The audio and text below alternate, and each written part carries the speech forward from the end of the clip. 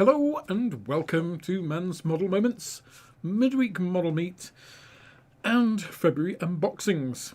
So, I guess thank you everybody. First of all, I put up a video yesterday, my Tuesday talk, which was to thank everybody for hitting 30k subs, which happened over the weekend, now up to 3175 or something, as in 30,175, not 31,000. That would be pretty incredible, but not quite that.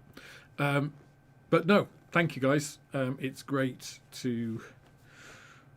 to get there.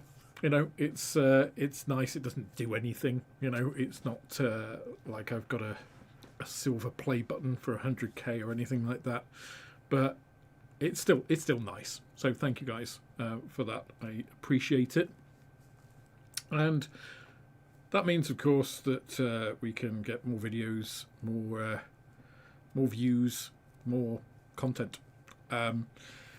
So all of your support, the views on the channel, the memberships and stuff does keep things going here. I know a lot of creators say that, but it is literally true in my case. I don't have a 9-to-5 job.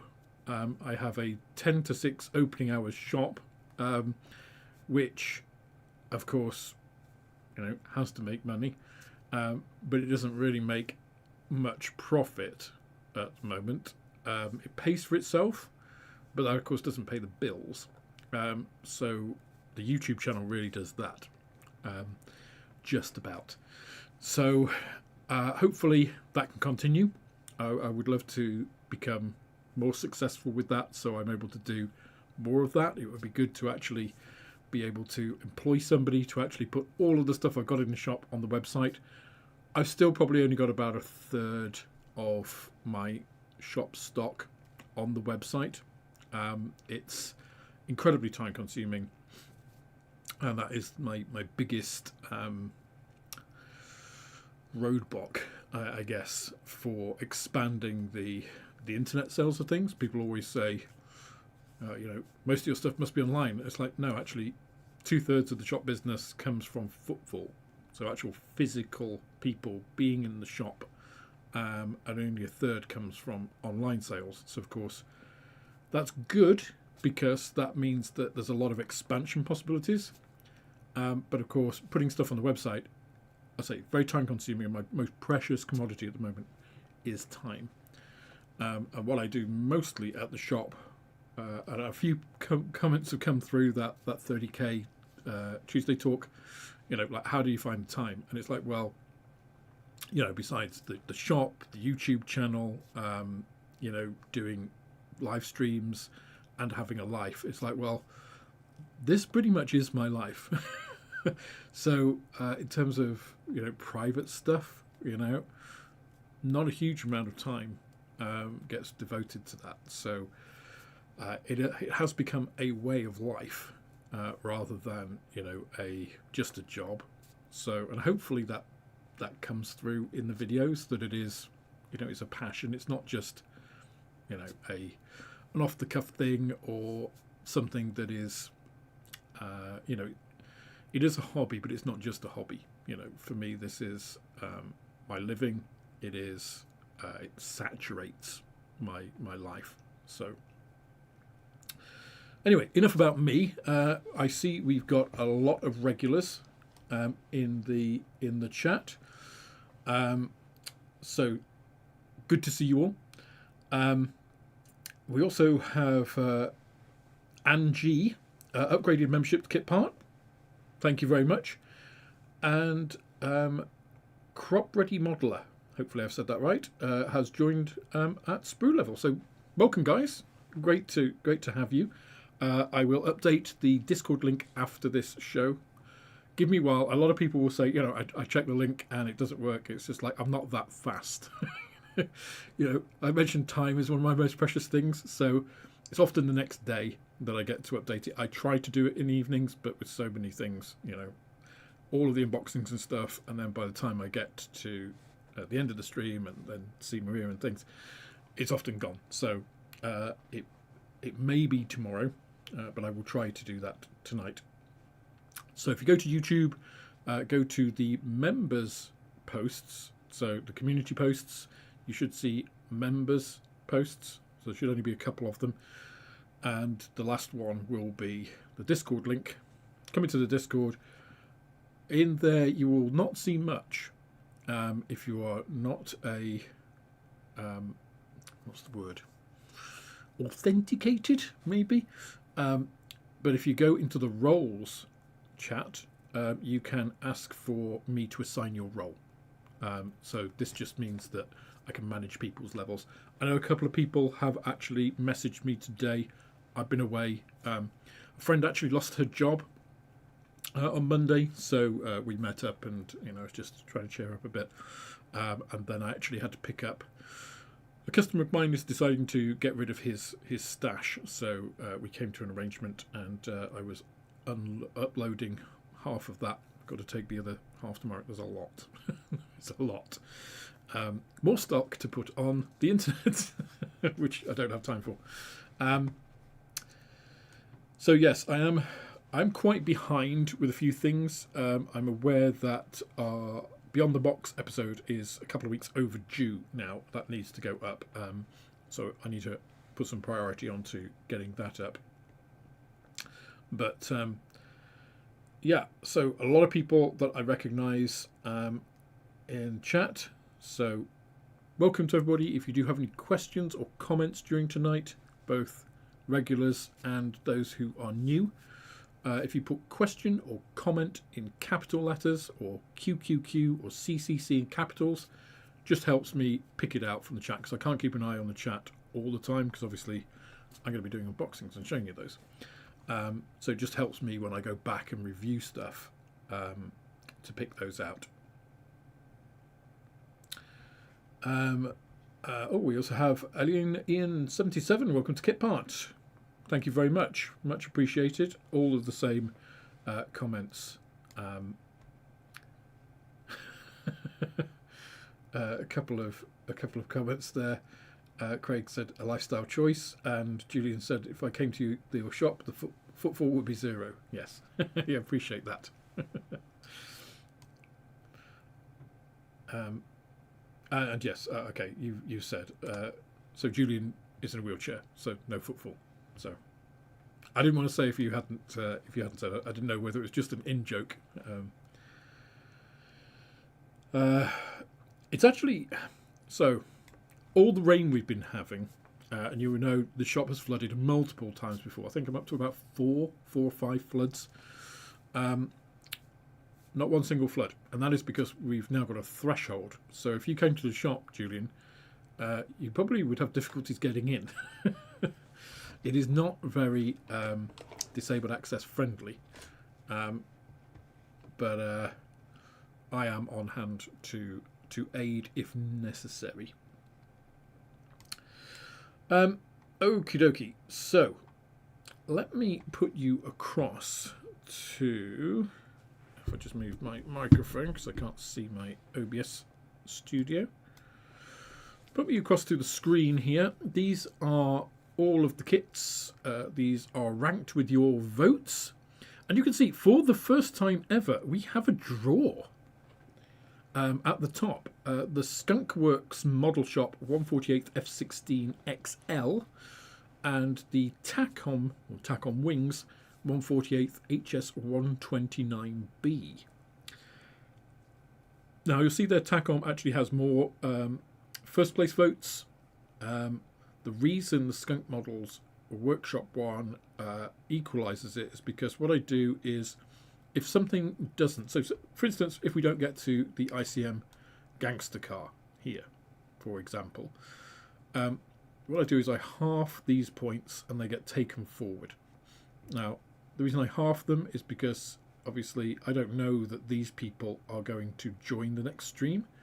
So I want people who vote on the current crop, if you like, to have more weight, but I don't want these people to have their influence lost. That way, if a subject has interest over time, it will naturally tend to go up to the top. If a subject doesn't have interest, if it was just a fleeting thing, then it will naturally drop off down as the, if nobody votes for this, So if it's at 19 points, nobody votes for it, it go down to 9, and then if nobody votes, it go down to 4 and then fall off effectively. So that's the way I run this, to try and keep it as fair as I can, to get if you like, a fair representation of what it is. So the first thing is, I think what we will do is I'll probably do the Skunk Models Workshop F16XL first, because it was in before, so I know people have voted it, wanted it to be on before, and it's come out equal first here. We'll get to both, so it doesn't really matter. So let me give you a bit of background about this kit. So just move my keyboard and get the kit. So the F-16XL is an aircraft that was basically, let me rewind a bit. The F-16 is a fantastic aircraft. It's probably one of, if not the best dogfighter in the world. It was designed as a dogfighter, and even today, in a dogfight, it would whip the arse off an F-35.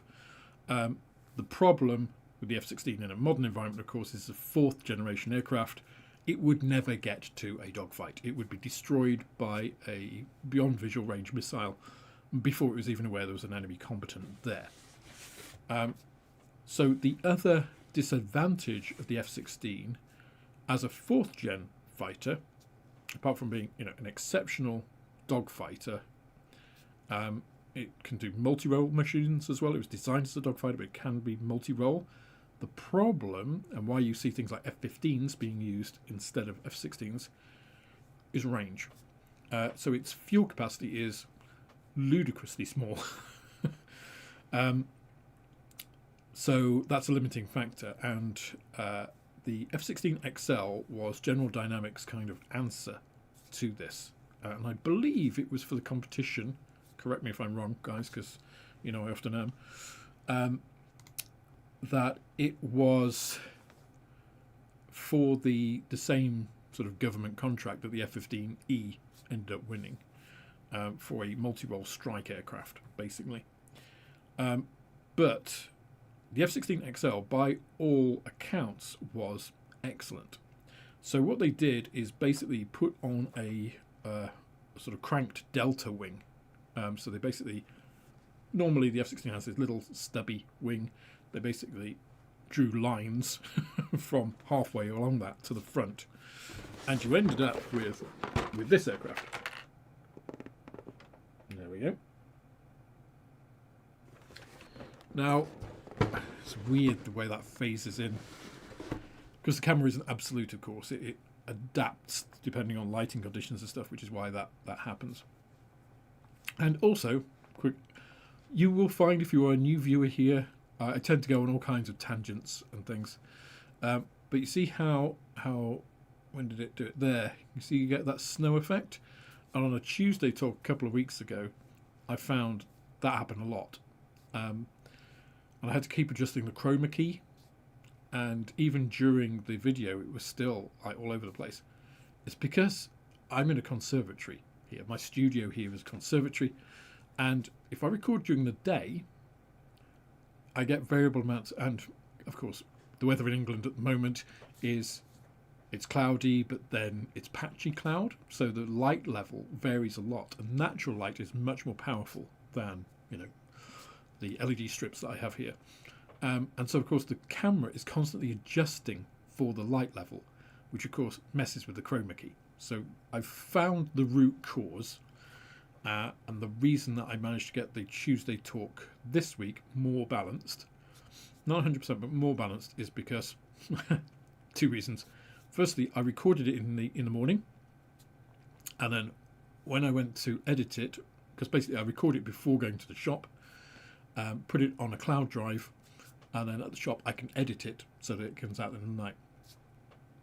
And so I was checking the video just to make sure it was okay before I put it on the cloud, and realised that when I put the light, so you have a light here, if I switch this light off you'll see why. So I have a front facing light here, switch it off, you get a lot of shadow, right? I look a bit like Skeletor. So to make me look vaguely human, you have this front-facing light, and the ring around the microphone is positioned exactly where the mute button on the microphone is. So of course when I put the ring light on, it pressed the mute button, so I had 25 minutes of video which was all silent. So I had to scrap all of that, and then in the evening I had to re-record it. And of course in the evening it's dark now, sort of 4:30, so by the time I got back past 6 o'clock it was just constant LED light, so it's constant, the chroma key was fine. So I've cracked the reason, now I just have to know how to actually deal with it. Anyway, that's a tangent of a tangent. Going back to the F-16XL, I think it's quite a pretty aircraft.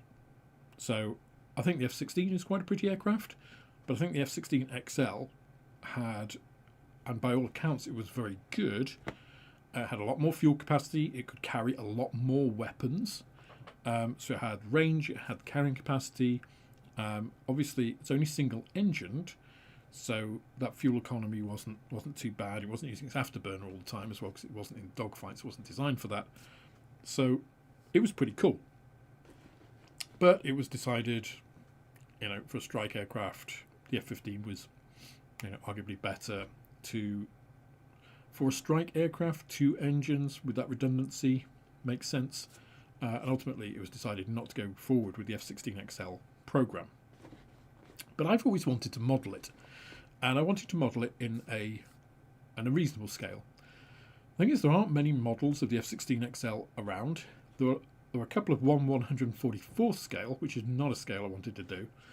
There is the Revell 1/32nd scale, which is astronomically expensive, and bizarrely I managed to find one of these in Germany on eBay and come to an arrangement with the guy, because it was again astronomically expensive, and I changed my internet providers at the shop and I got £100 like prepaid credit card with it.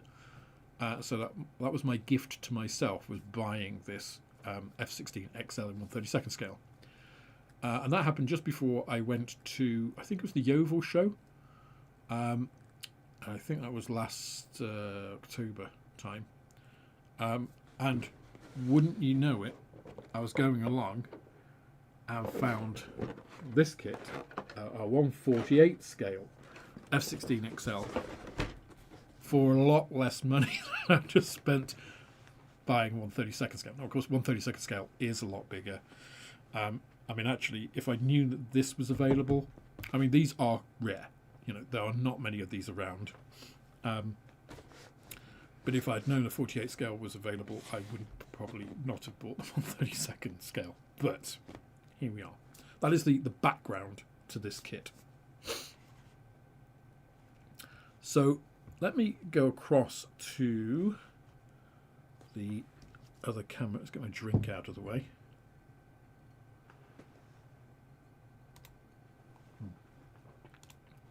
Go across to my camera.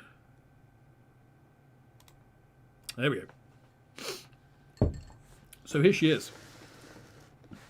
This is sorry about the glare, the F-16XL experimental fighter.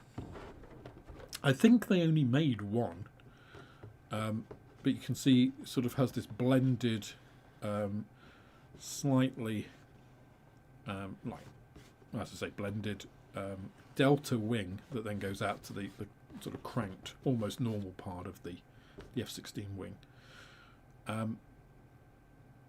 Very reminiscent of a lot of the deltas that came after it in the Eurofighter, in the what's its name, the Rafale, and Skunk Model Workshop, or Skunk Models Workshop, not a kit manufacturer that I am very au fait with, but they made this in 1/48 scale. So let's have a little look inside.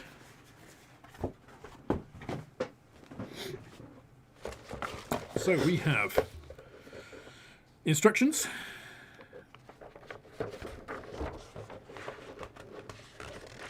Got sprue frame maps, which is always nice to see. Paint index, actually with a lot of different manufacturers here. Ammo, MiG, Humbrol, Italeri, Tamiya, Krios, and what's that? Oh, Vallejo. Quite nice 3D renditions for the construction. So you get a little insert for the engine, which is quite nice. These look quite detailed. The base here.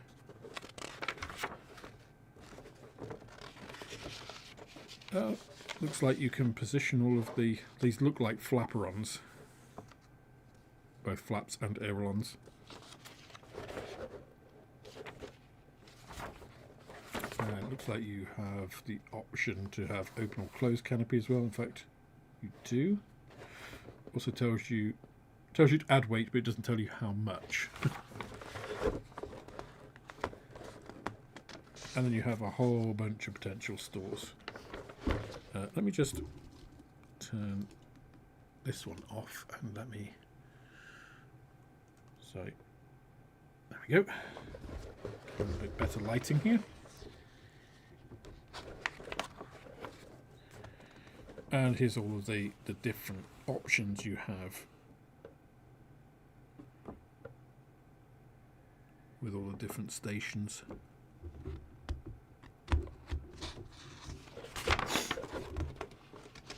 And then the scheme, wow, look at that. So in terms of it being able to carry more, that kind of gives you an idea of how much more it could carry. What's that? 1, 2, 3, 4, 5, 6, 7, 8. So 16. What are they going to be? GBU 12s?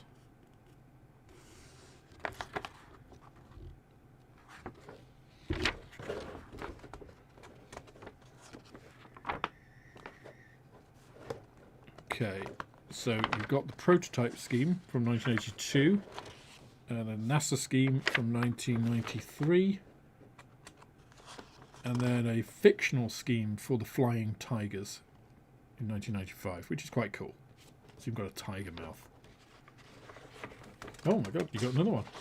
Another fictional one for the 16th Weapons Squadron.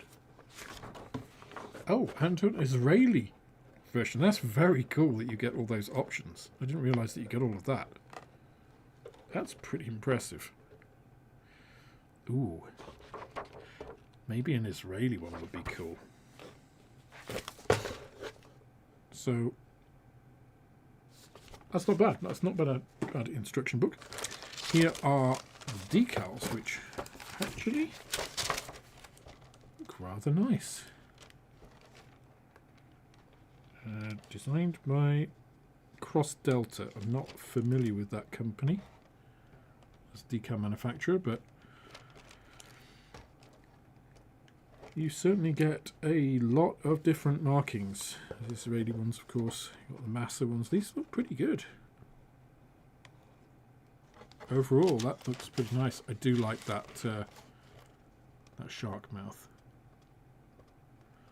Maybe I'll do the Israeli one with a shark mouth.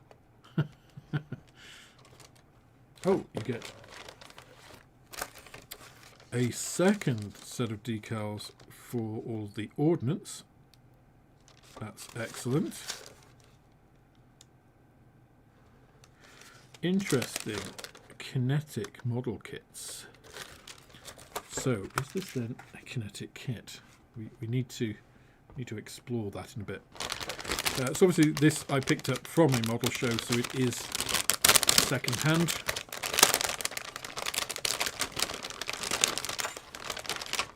So the canopy is wrapped in tissue, but appears to be quite nice. Nice that it was protected. Ah. So it doesn't look like we're going to have it open though, because it looks like the open one is broken. Snapped right down the middle. I presume that is the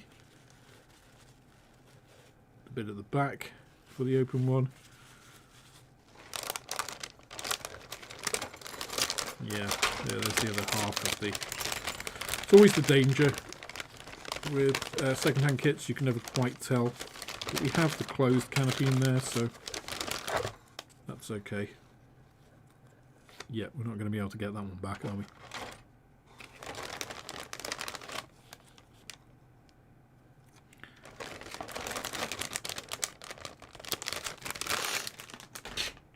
If I'm a bit sniffy and nasal, I seem to have a little bit of a cold. There's a lot going around at the moment.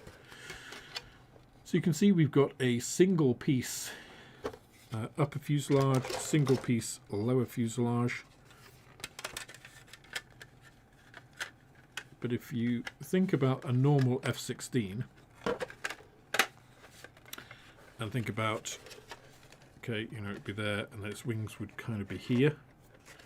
All of the extra fuel storage you're getting from having these much larger wings.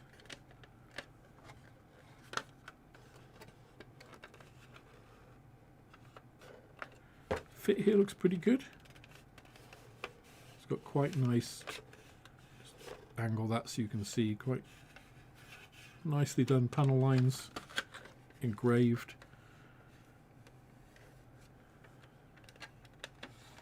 That all looks pretty good. And obviously somebody has done a little bit here already in terms of detaching things from frames. We have pieces in there. We don't have anything actually started though.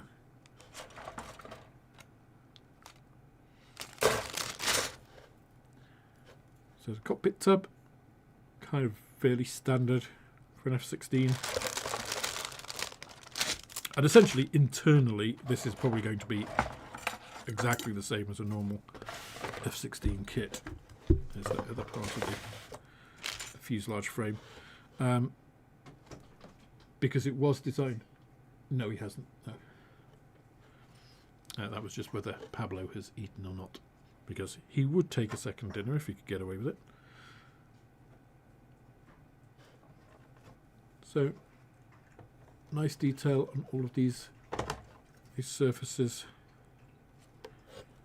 Some pretty good detail on these. These are, I think, parts for the internal bays and the carriage bays in the fuselage.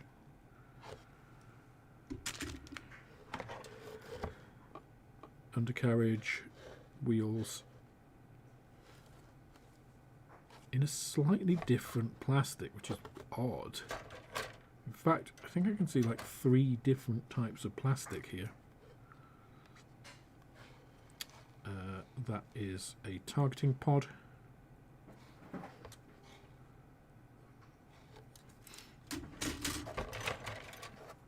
Got fuel tank. There's the ejection seat.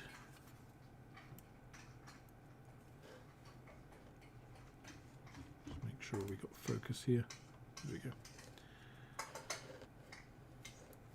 Which doesn't look bad. Obviously, if you wanted to, you could replace that with resin. But overall, we've got some nice levels of detail here. Interestingly, the nose cone is in 2 separate pieces. That's because you have these pieces sticking out from there, so they wanted to mold those.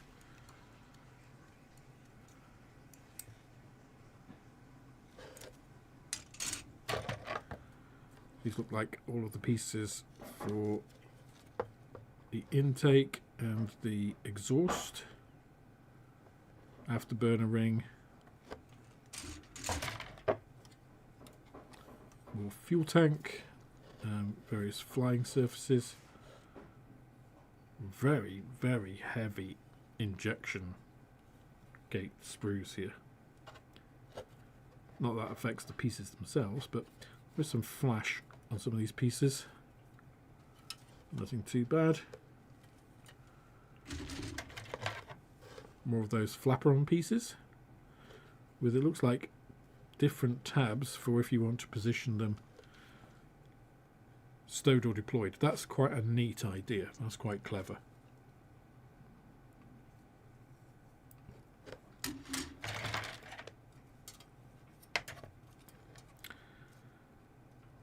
Another ejection seat, which makes me feel that this may have been taken from a kit that was for a twin seat F16.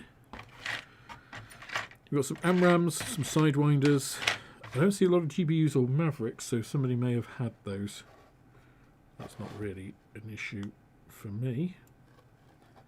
I have plenty of ordnance should I wish to put it on.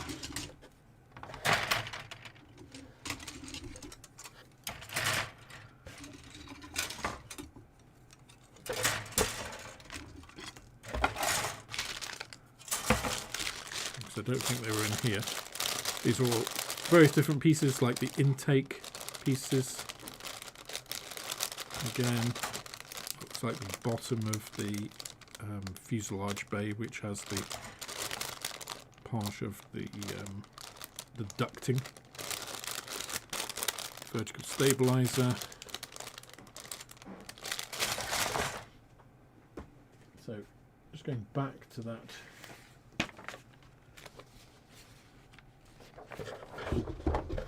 frame.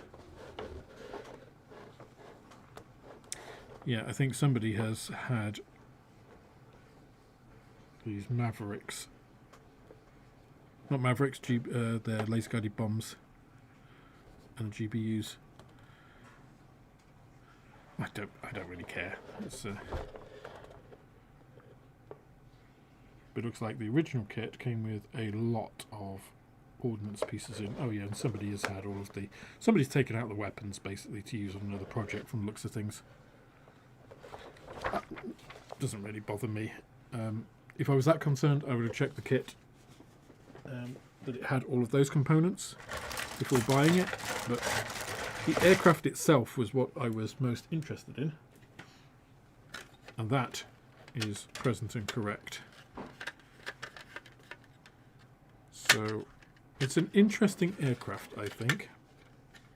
Now, a couple of people have asked how old this kit is, and somebody mentioned about the kinetic kit. So let's have a little look on Scalemates.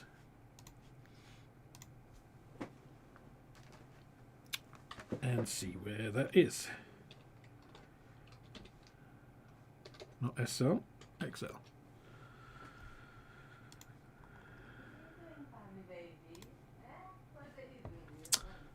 Alrighty. So, as some people said, it does look rather like a kinetic kit. However, it looks like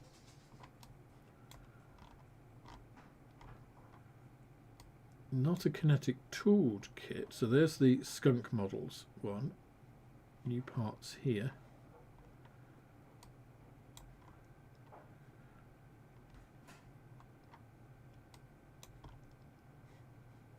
So we're going all the way back along this timeline. Still going back.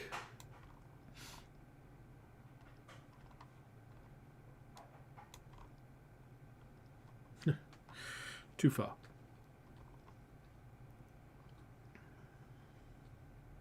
Okay, so it looks like it is the original kinetic 2008 tooled F16.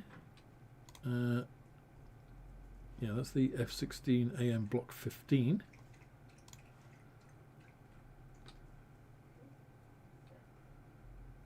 Which they released in all different forms.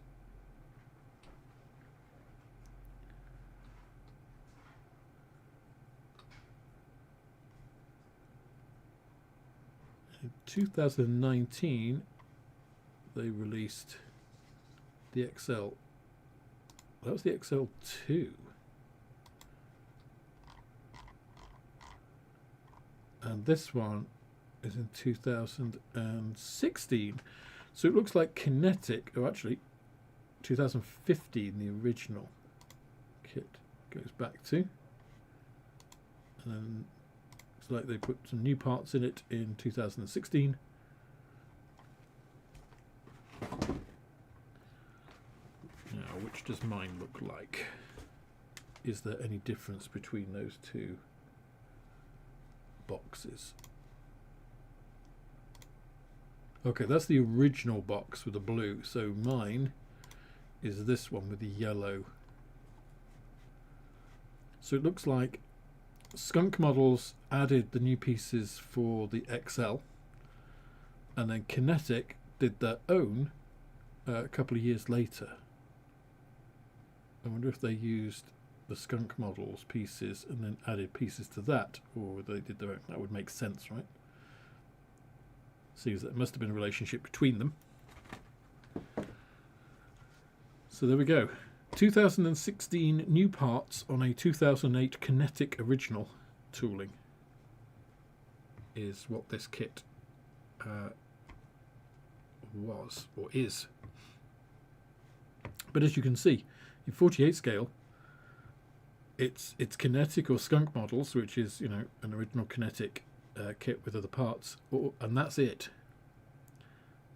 That's all the models in 1/48 scale of this subject.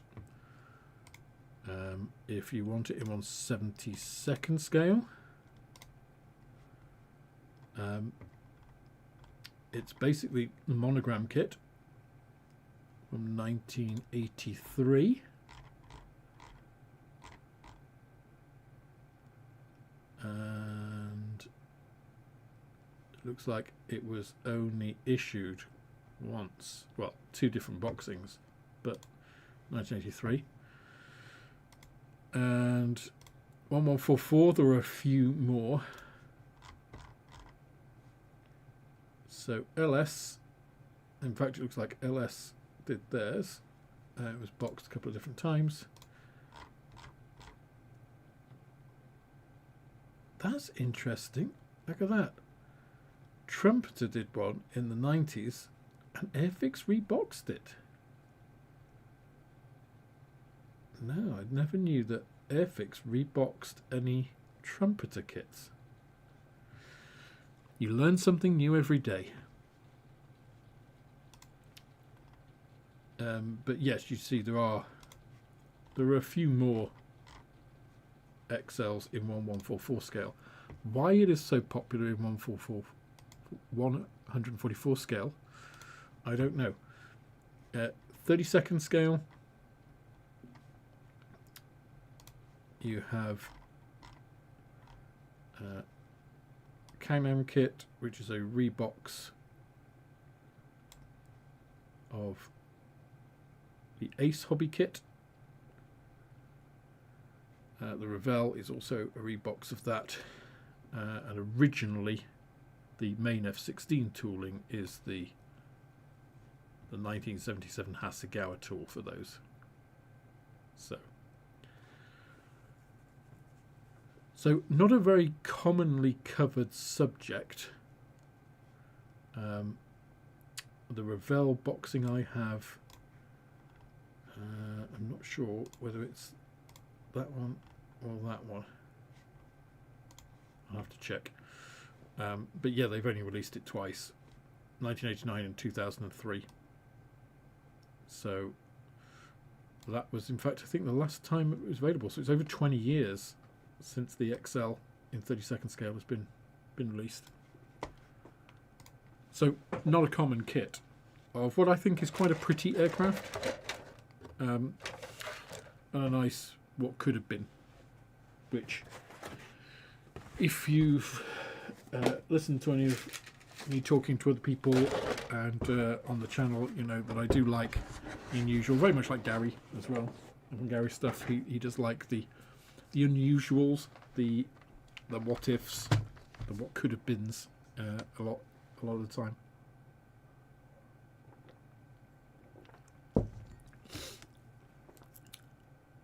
Shame about that canopy, but that has split. It's a commendably thin canopy, which probably led to it splitting. But I mean, that's pretty catastrophic. I don't think there's any way of recovering that. I might give it a go, but shall see. Let me just check back, see if there are any comments there that I missed.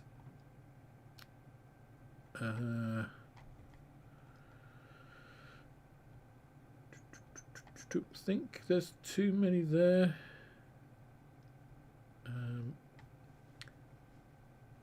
Just Paul Dye asking what year the kit is, and Martin Willis says, are there any good World War I biplane kits that are good for beginners? Edward do some nice World War One kits in 48 scale, which are quite good and quite reasonably priced as well. I had a whole bunch in my shop and they are all but sold out. I think I might have sold the last one actually. They did the Albatross, the Hispano Sousa, and there's a British one as well. I can't remember which one that I had. They do others as well, but yeah, a 48 scale Edward kit. I wouldn't recommend it necessarily as your first kit, but they are not super difficult. They're quite, usually the fit is quite good. But yeah, somebody said beginner and biplane kit's not necessarily a good combo. And yeah, you were probably best to skip the rigging to start with.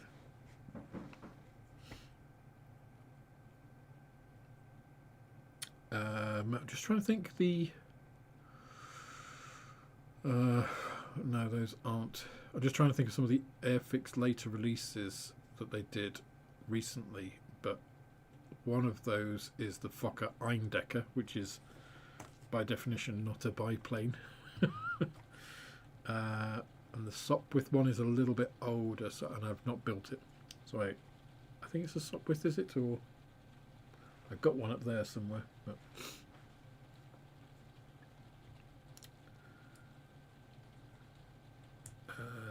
okay. Oh, Travis said they planned on putting a 30mm. Oh, putting the 30mm from the A10 in an F-16. I don't think that would have worked. Yeah. But hey ho. Okie dokie. So, on with the. So that's an interesting kit. Interesting kit. Not very easy to get hold of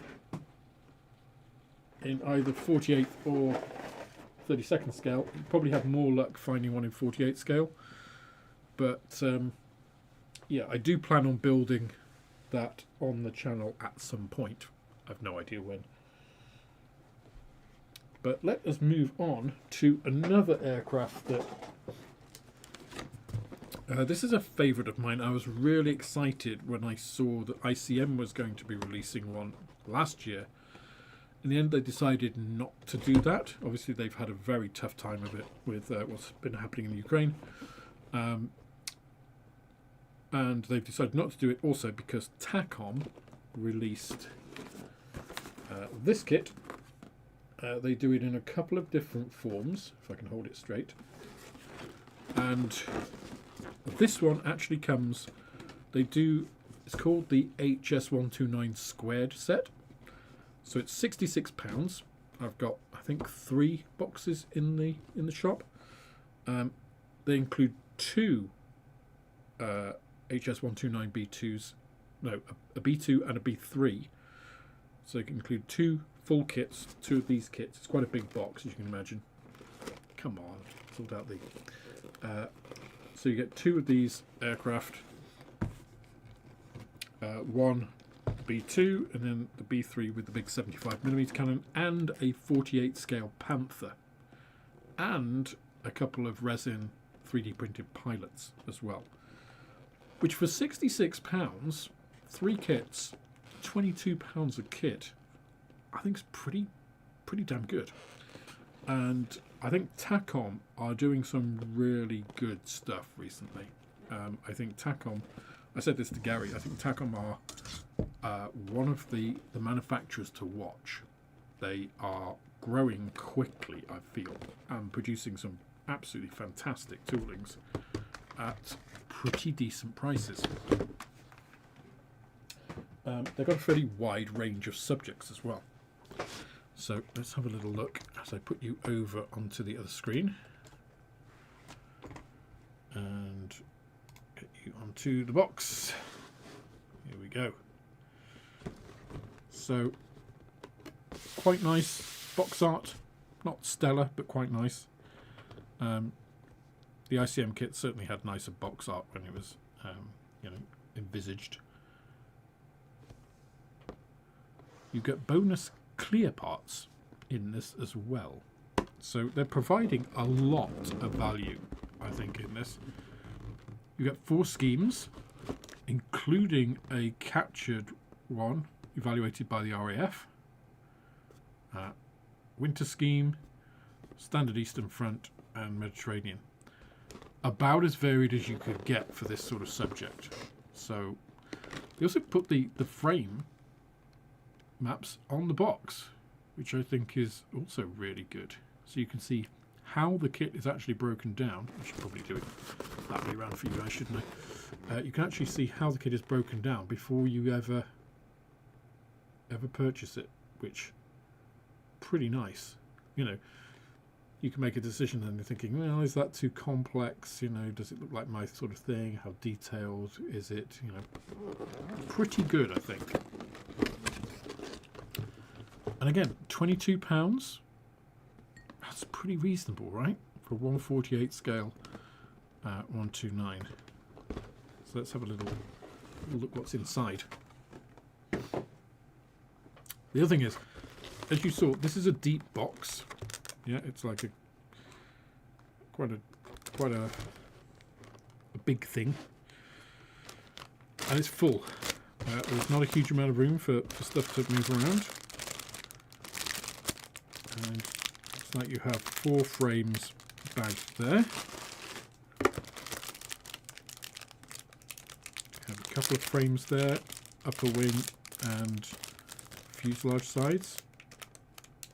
Quite like how these are all cut out with all of the panels, so if you wanted to display them open, you can.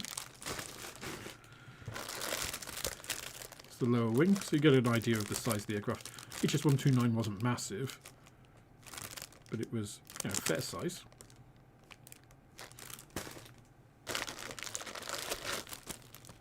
You get clear parts, so you get an entire clear left side and 2 clear upper wings, and then you get the canopy pieces and the other little bits and bobs. So that's interesting that they've chosen to do that. Fiddly bits, sprues, some really nice pieces here for the forward fuselage. I should also say as well, this contains, it says it's got a full interior, so I think it contains a lot of the internal parts for the bays and things.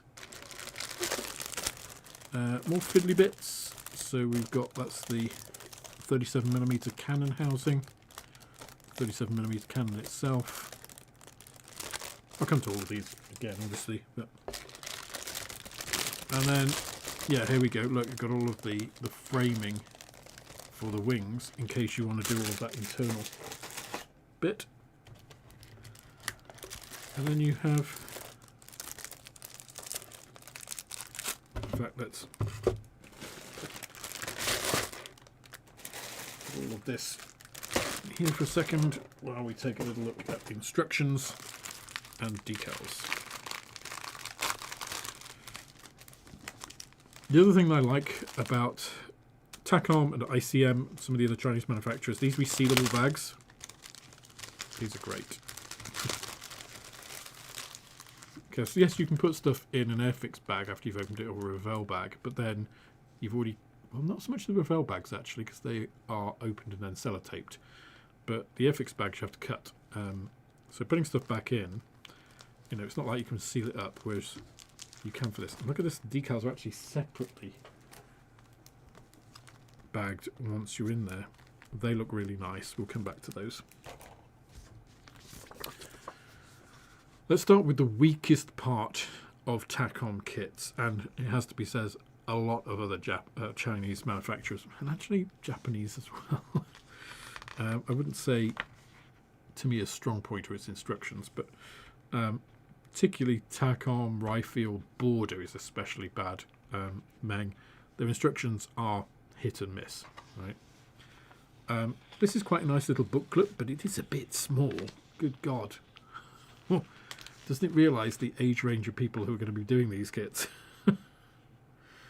Some general advice. I mean, these parts frames are smaller than the ones on the box. The ones on the box are going to be more useful than those. And then we start off straight away with the construction of the cockpit. So yeah, you do get quite a lot of the interior pieces. Let's just make sure I'm in focus properly. Actually, let's just take that. I'm not sure it's going to make a difference. Switching that light off. No, it doesn't. Okay. I'll try to angle this so you don't get the glare. Sorry, I just touched the cam, so it's going to be a bit wobbly for a second.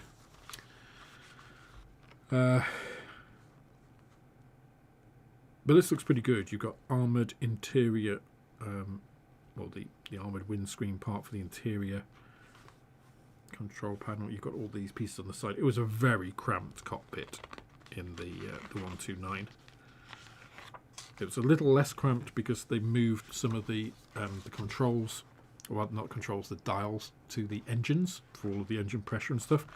Which sounds ridiculous, but actually the pilots liked that. They liked to be able to just glance out of like either side window and be able to see all of their engine ratings, rather than where they were on the instrument panel before was like behind their knees and stuff, and you couldn't really move. So they actually preferred that. So when I say interior, yeah, look, you see you're getting everything. Fuel tank sitting behind the pilot there. This is really nice, actually. Let's try and make that a bit bigger for you. That's pretty comprehensive. And I think this, for me, is what modern Western manufacturers need to be taking into account when they're building their kits. So I still stand by what I said about the Airfix JU52. It looks great, but that kit is £42 for a 1/72 scale kit, and people say, "Oh, but it's got a full interior and stuff." And yeah, the JU52 in 1/72 scale is a little bit bigger than the 129 in 1/48, but this still contains more of an interior, I think, than that JU52 is. So. I mean, for me, £42, what am I going to buy? Am I going to buy a JU52 in 72nd scale? Or am I going to actually spend a bit more money, £66, get 2 of these and a Panther with some extra bits? You see, that to me is far more appealing. So I think that's what the old traditional manufacturers like Airfix, like Revell, need to be cognizant of. Doesn't mean you have to do the same thing, but you need to take it into account. I mean, look at this. You get all of the... And this is an injection molded plastic. This is not photo etch. So this is going to be easy for anybody, to do. You can have all of these hatches open, which is great. Or you could choose to model this side in clear and, paint it all up inside. Have the side of the aircraft clear so that you can see all of those pieces inside. And of course, if you think, oh, but I don't really want to do that, I don't want to spoil my aircraft. If you buy the HS129 squared box, you get 2 aircraft. So you can do one as a display and then do one as this internal thing. I think that's really neat.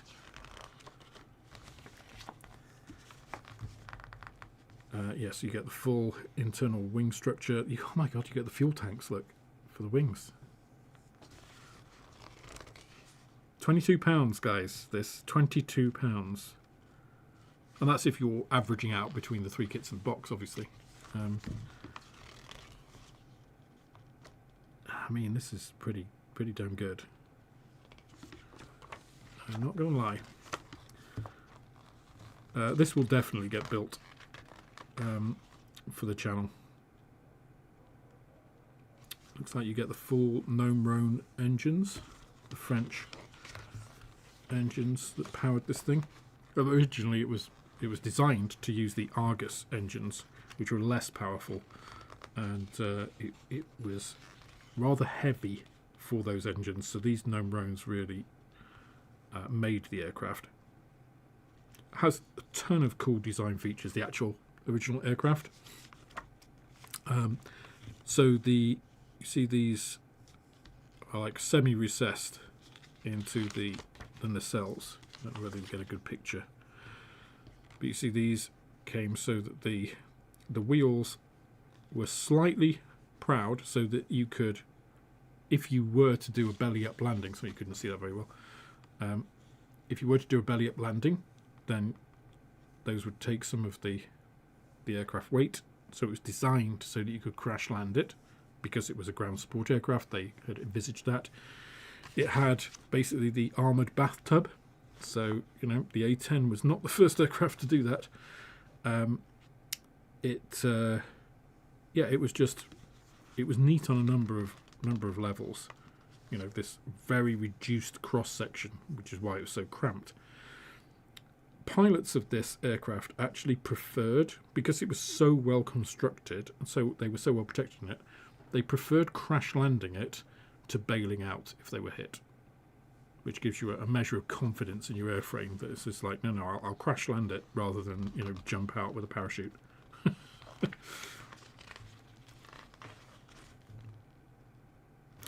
So this is really quite nice.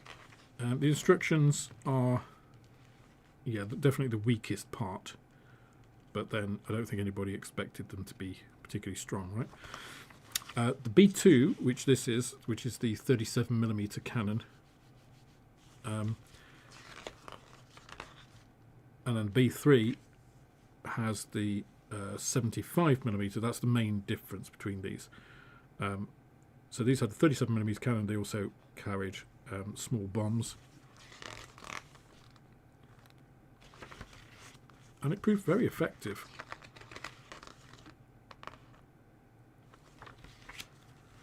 Oh, now this is nice. Those are quite nice. Those 3 views. They're too small, but they're quite nice. I mean, I love this scheme. The desert scheme just looks great. This is obviously more what you think of for the Eastern Front, but and probably where more of them were deployed. But just this Mediterranean scheme looks so good. There were also quite a lot of ad hoc schemes used with the HS129, especially for the winter schemes. You're going to see some really interesting ones, and nothing's stopping you doing those, of course. Inclusion of this is really interesting. The British Test and Evaluation Unit version. I won't be doing this because obviously I've just done the Hampton with the yellow underside and green and brown top. But it's nice that they've given us that option as well. Really nice, varied set of schemes. I really appreciate that.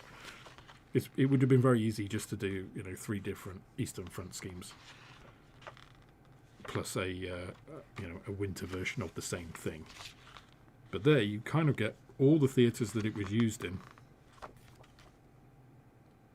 Very good.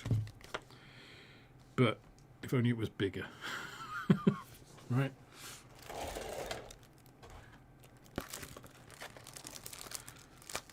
Oh, and I think some of the comments just glancing across. World War II scale models, Dave said, if you just buy the single kit, it is about £35. Yeah.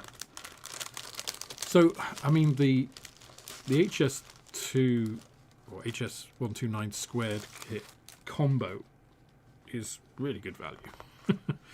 You know, £66 for 2 kits is cheaper than buying 2 kits by itself, and you get essentially you get a free 48 scale Panther tank as well. So these decals are interesting. They look, and I don't know if you guys can see that. Let's see if you can. Can you see how they? Let me just see if I can focus a second. I take off the autofocus because it messes all the time. But see how they're sort of patchy? I don't know how those are going to... Is that incomplete film or how they're printed? That's weird. I've never seen that effect on decals before. That's not an anomaly of the lighting. That's actually, you can see that on the decals themselves. That is a fair representation. I think these colours are off. Oh, sorry. So the only thing with not putting autofocus on is you do have to remember those. That's way too light for REF red, but I wouldn't be doing that one anyway. You obviously get a decal for instruments. Don't know whether I'll use those. And you get the Spicy Pinwheel Club markings.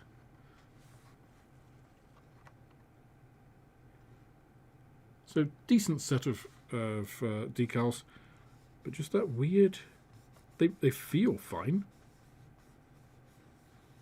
They don't have a lot of excess carrier film and stuff. I just wonder about that patchiness. You can even see it at this sort of level. Yeah, the REF red is just wrong. That's it was a very dull red, the REF red. Can we have some REF markings here for comparison? I'll just check. I've got a see. I've got the trumpeter kit here.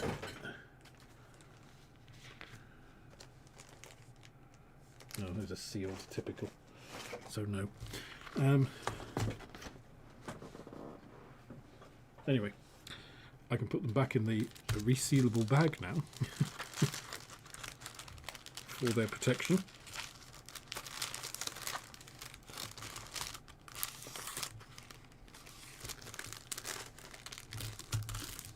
Thank you, Takom. Yes, I should be using the German markings. It's difficult to get the colour of black and white wrong. Let's take a look at some of these frames. I'm not going to go exhaustively through all of these, unless you guys particularly want me to, but I shall try to be representative as far as I can. So these are your fuel tanks. You have your complete wing structure, internal wing structure, internal ribbing, more fuel tanks, some nice delicate pieces, as well as these, you know, main frame pieces. These are all like pieces through the fuselage. You've even got the weight reduction holes pre-drilled in these. They're not just little dents. That's the main fuel tank at the back of the pilot. You can tell how narrow it was just from that look. But this is really good. Very nice. Injection gates are pretty small on most of these pieces. You've got little injection tabs to ensure everything is filled. You know, if you look at that, it's dead straight. There's a lot to be said about this. Also, let's do a cut test, because Takom plastic traditionally has been pretty tough. Let's take off one of these little tabs here. That did not feel bad. Do another one here.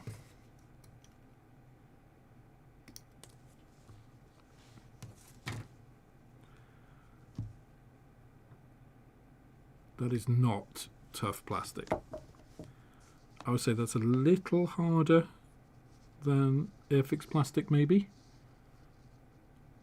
but there's not a lot in it. That isn't the, well, the dense plastic that Takom got a bit of a bad reputation for when it was first doing armour. So perhaps it has changed the formulation, because that seemed absolutely fine. That's quite an impressive frame. Let's take a look at this other one. Okay, here you've got, these are the big covers over the cannons. So by default this thing was armed with two 20mm cannons and two 7.9 machine guns. And these are the covers over the 20mm in the side of the fuselage. I mean, you've got some pieces with some really nice little detail on. Might just be able to see that there. This is the tail wheel, I think. Yeah, it's tail. In fact, you've got two different styles of tail wheel by the looks of it. Got nice hub detail there. I mean, it looks really good. Nice subtle ribbing detail on the ailerons there. Some nice fine pieces. There's a lot to be liked here. Let's try some of the bigger. Let's try the wing and the fuselage pieces, because this is kind of what you're going to be seeing a lot of.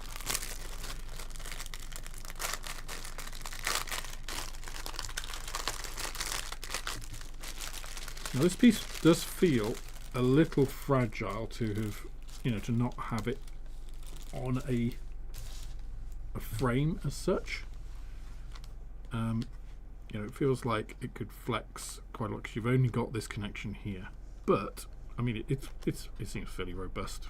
It doesn't. I don't think you're in danger of breaking it. But again, let me bring that closer to you.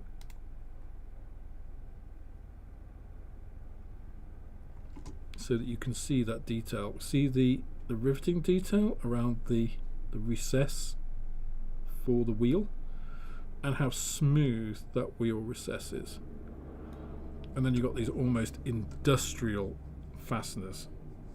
It was a very tough aircraft, the way it was constructed. But you've got beautiful detail here. Look at that. Really, really nice. Little filler ports all the way across here. Sorry, what I got on my finger on there needs cutting. That all looks great. I'll give you the same view of the fuselage. If I can find where this opens.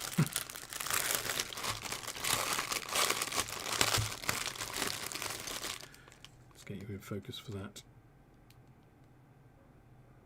Yeah, so again, they've included the feed mechanism, it looks like, for the 20mm. Actually on there, got the riveting. I mean, look here, you've got the recess for the panels included in there.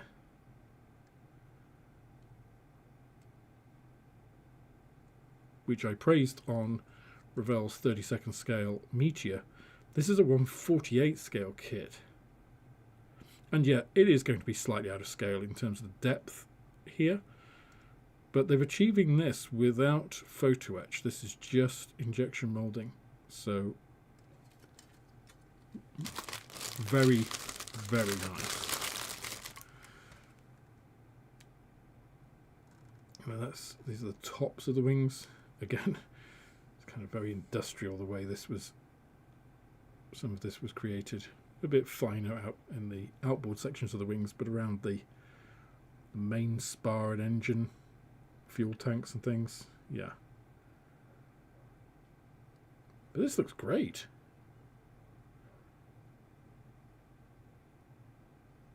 Very detailed. I mean, I'm sold. I was sold before I opened the box, but having now looked at it, that's a fantastic kit.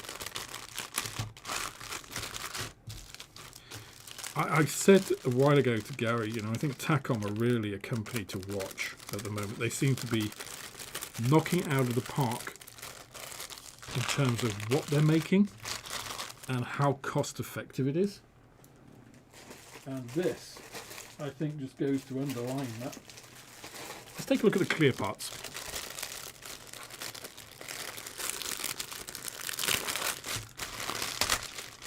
Again, I know I'm out of focus here because I'm going to bring it close to you so you guys can see. Oh, wow.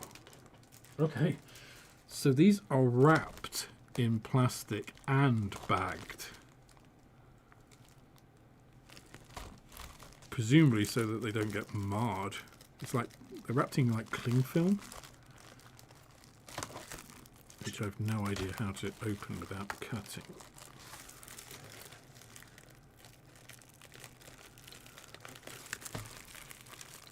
Where's my scalpel? There it is.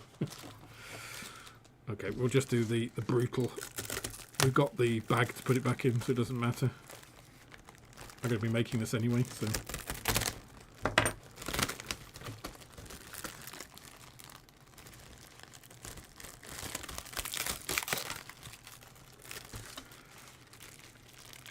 So firstly, in terms of, you know, making sure that you get components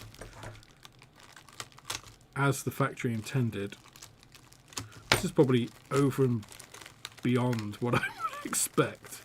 But having said that, look how clear that canopy is because of it. That is pretty damn good. Look at that. That is flawless. Oh, you can see my strip light illuminated completely.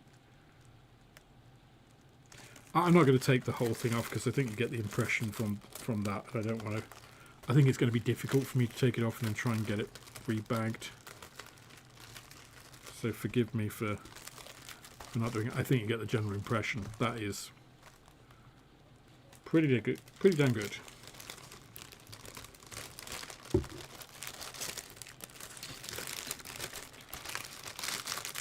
Some interesting possibilities.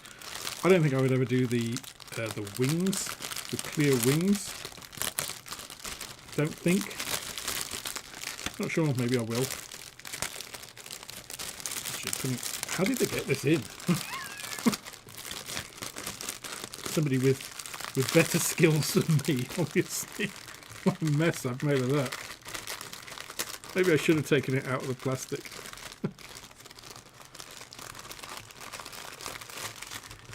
Good God. There we go. Put that one away quickly to hide my shame. Let's just take a look at one more set of frames. And then we can move on, because I think we've got the idea, right? These are the forward nose pieces.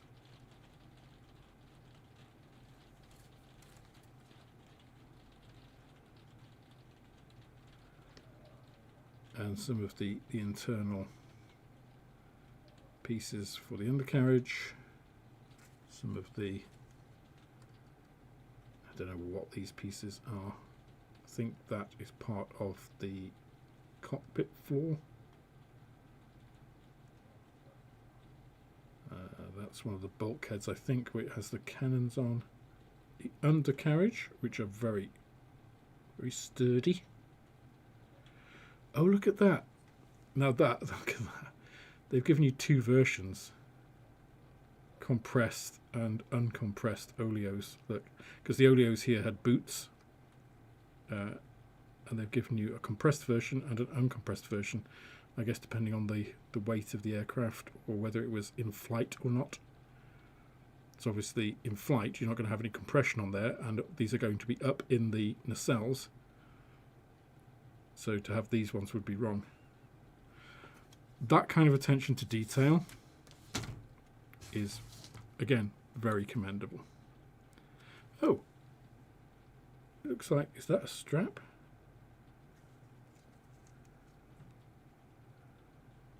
I'm not sure what that is, but these look like machine gun barrels, perhaps. Maybe not. Not sure. Those are the instrument panels that are on the engines that I mentioned. Some of the instrument panel, the engines like oil temperature and RPM and all that sort of stuff was on the outside of the engine. There's the instrument panel itself. You've got rudder pedals, joystick, 2 different versions of the control panel.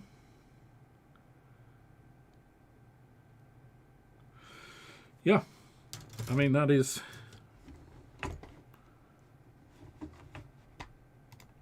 I'm impressed.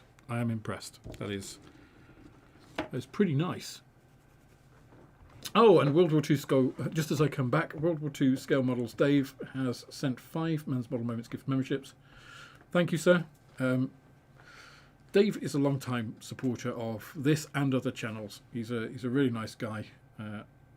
He does go to several model shows. You can spot him. He's come into the shop a couple of times as well. So always appreciated, Dave. Thank you. If you have been gifted a membership, come to the YouTube channel, to the community posts, and look for the members post that will have the Discord link. Wait until at least an hour over after this stream, preferably tomorrow, and the link will definitely be updated. So the link expires every 7 days. So I go in after the show, often in the morning, because it's just sometimes a bit too late and other things. And I will update that link. Come into the Discord channel. It's the most direct way of being able to talk to me. Got a great community there, including Dave. Go to roles and ask for your role, and you can chat with people, and you get advanced notifications of videos and all that kind of stuff. Right, let me have a little look at see what I've missed, because there were some. Scrolly up. Question from Simon's Modelling Shop. Will you be stocking any Takom kits in the shop? I do stock Takom kits, yes. It's whether they are on the website. So as I mentioned, the website has probably 25 to 30% of what I have in the shop. Because, as I've said many times before, it takes a couple of minutes to put a couple of stickers on, pricing stickers on a kit and put it on the shelf, with the correct price. It takes about 15 minutes every new product that I get in, minimum, so 15 to 30 minutes to put it on the website. So because it's just me, that is often the last job that gets done. So unfortunately, I do have a lot of stock in the shop that isn't represented. So if you are looking for something and you can't see it on the website, please do drop a message, because I often will have it in stock. And that's the case, for instance, with these HS129 squared. I've got 3 of those boxes in stock at the moment. And I say they are, I think, £66 for the 3. And not only that, yeah. So these boxes are nice, and they are thin corrugated card, but they are then folded over, so they're double. This is a really rigid box. The top is standard, but of course once it's on. So you then got obviously 2 of these plus the Panther kit, and then those are in an exterior, like, thick corrugated shipping box. I mean, there's the chances of anything being damaged in those is like almost 0. They're really good.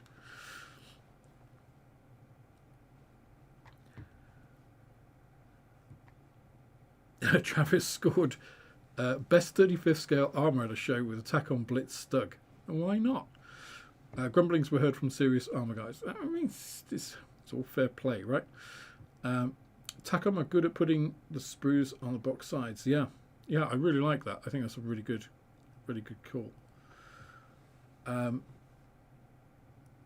Paul Dye says cutaway kits are a good idea when you have that much interior detail. Yep, I agree.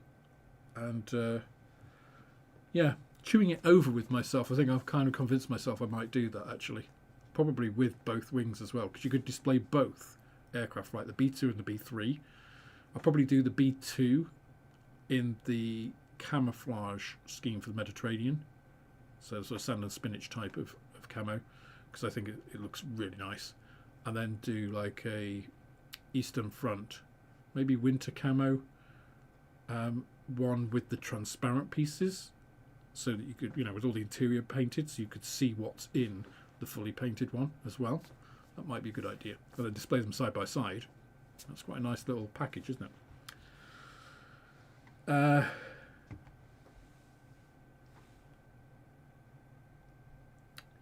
Somebody said the colours are nice, but I can't read the pages without magnification. Yeah, I would say that is the weakest part of the kit, which I can live with, to be honest.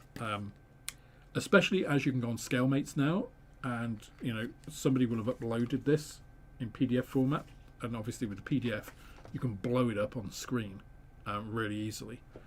So that's not the end of the world, but it would have been nice if that was a sort of standard Airfix size A4 kind of thing.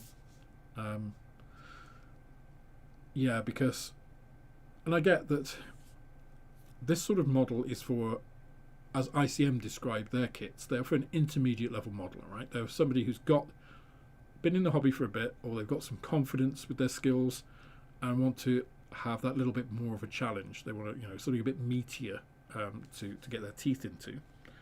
But that tends to be, okay, broad generalizations, tends to be the older modeler who is going to have trouble reading that kind of little booklet. So while it's neat and quite, you know, nifty and handy, not terribly practical.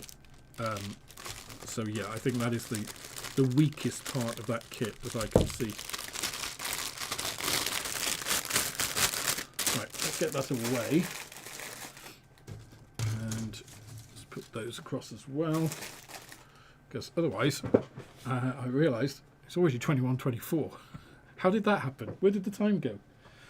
You guys have been keeping me talking, haven't you?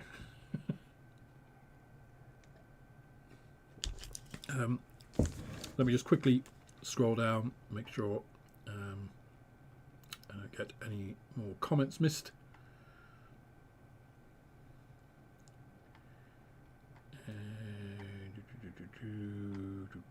I think I've got most of those. Oh, Doug Smith, welcome to Sprue. Thank you. Simon says Takom are releasing a new utility Jeep and trailer in April in 1/16 scale.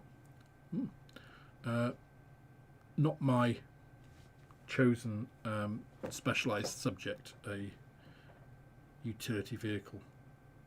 Mainly because I like, not to say it's a bad release at all, you know, and people love that kind of stuff.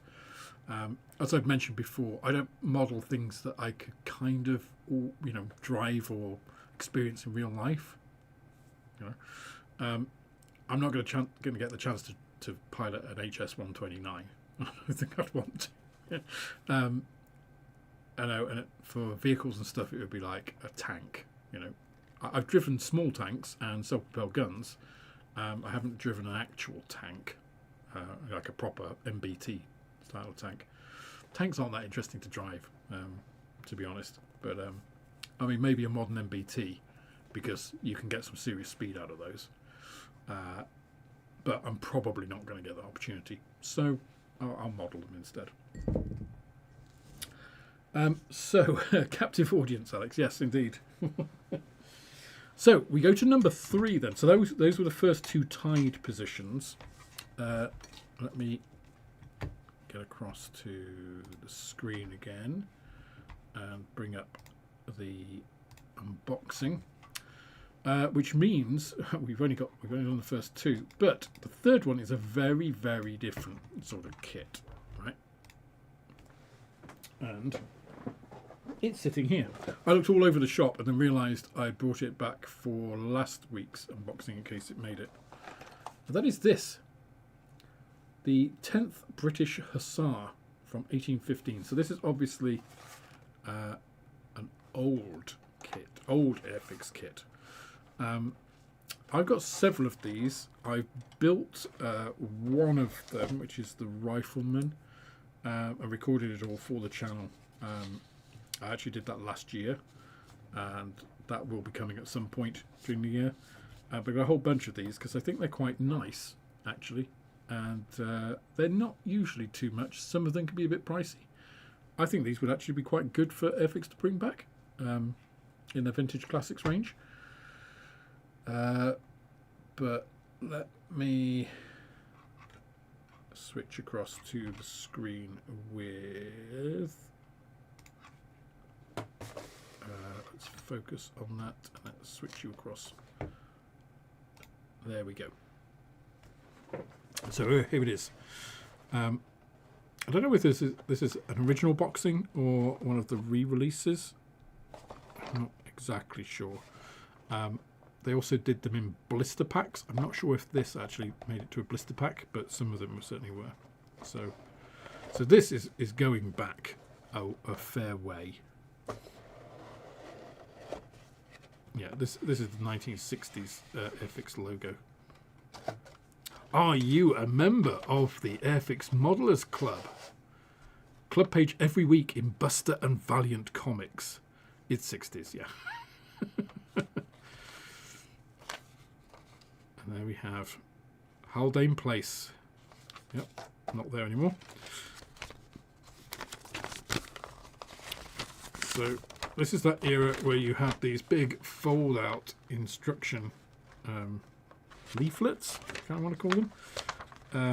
So it gives you a little bit of history on Hussars, general instructions, different languages, picture of the finished model for you to paint, or to get your painting kind of cues from.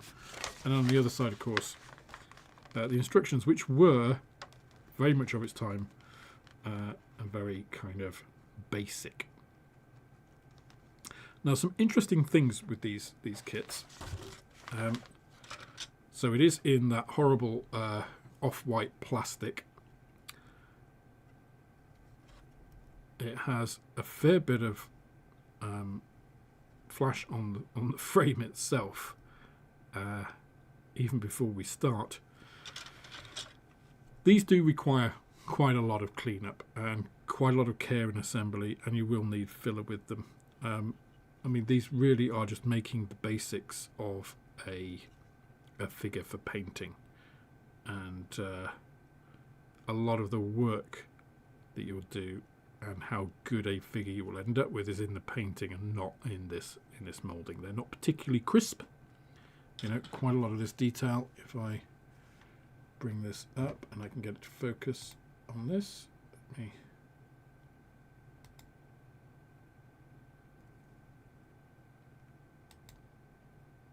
There we go.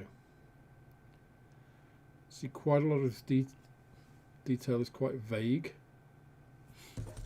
Just going to make a scalpel there for.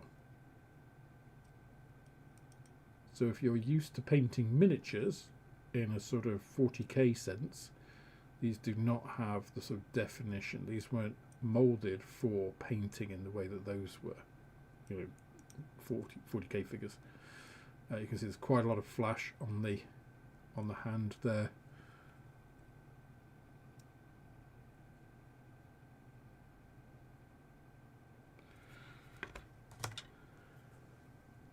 Again, you'll see here not a huge amount of definition on these, so your painting really has to do a lot of the work here. Quite a lot of flash here. Look on the mouth there. Just turn this off. That's interfering with how I can look at it. the face as well is not going to be exactly the easiest to paint.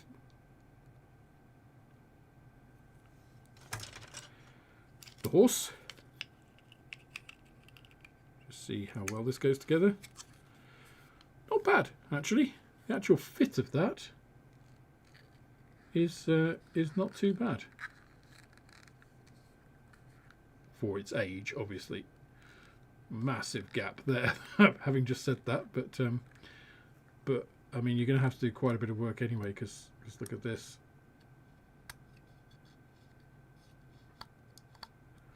The plastic, though, is actually quite easy to work, which is a bonus. Have our little stand. The rather intricate saddle.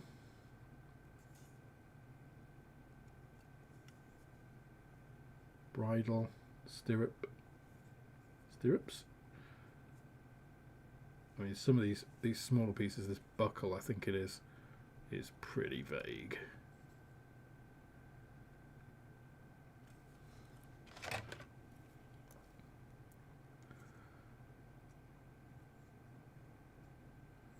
So whether you want him brandishing his sword or to have it, I suppose it's a saber really, have it sheathed. His looks like a carbine. A couple of different versions of his hand depending on how you want it. What's his tail? One leg is here. It's come off. More pieces of the bridle. And then the other piece that you get is this, which is about, I think this is like 5 thou plasticard. And that is to make all of the straps and stuff from. This is really good, but it's so thin, if you use too much glue, this just melts away to nothing. Ask me how I know.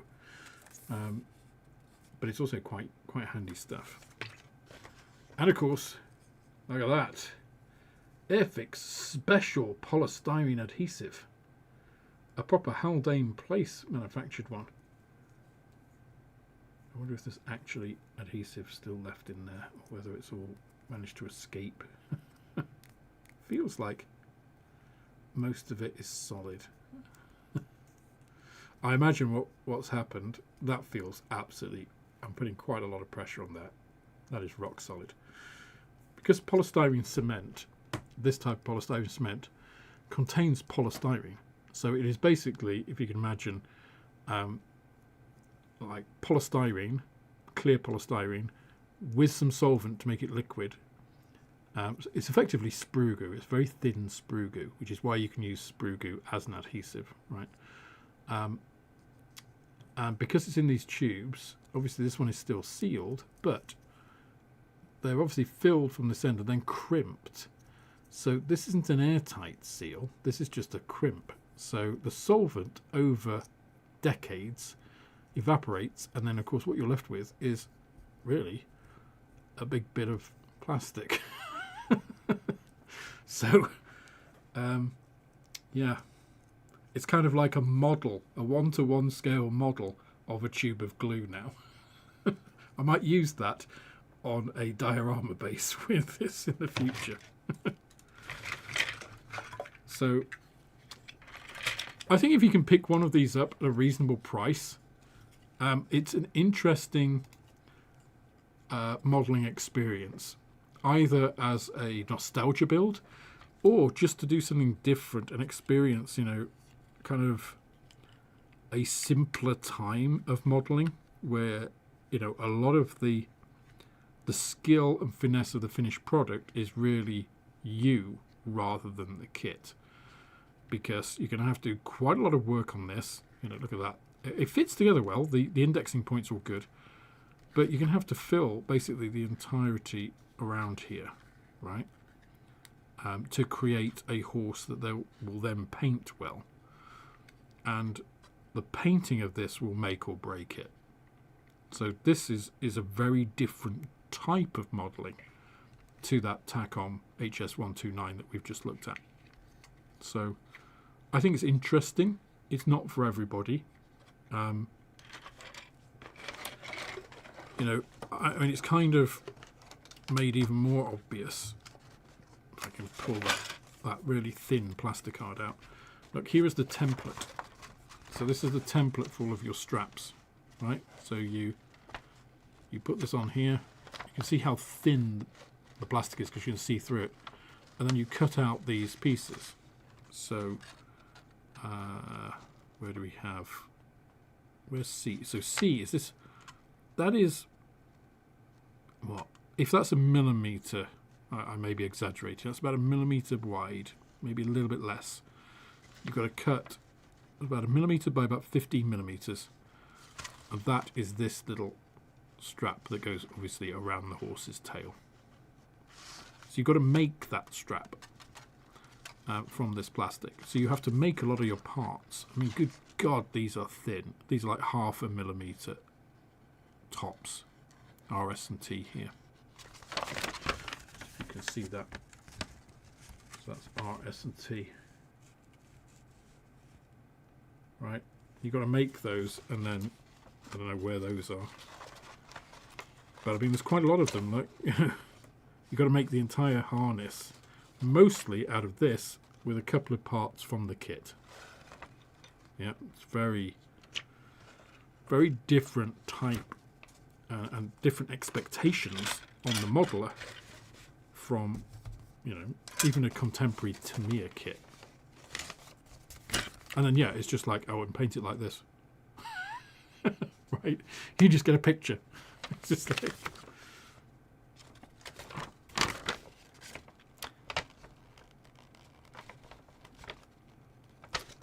As this range increases, further horses in alternative positions will become available. I'm not sure that ever happened. Mounted figures will then be interchangeable. Yeah, I don't think that really ever happened. I think that might have been an idea, but I'm pretty sure that was not part of the plan, or executed as a plan. But yeah, that was a Series 2 kit. Let's actually just have a little look at when that kit came out. I don't know if somebody's already asked this and found it out, but I'll show it for everybody. I doubt there are going to be that many Hussars in 54mm. Here we go.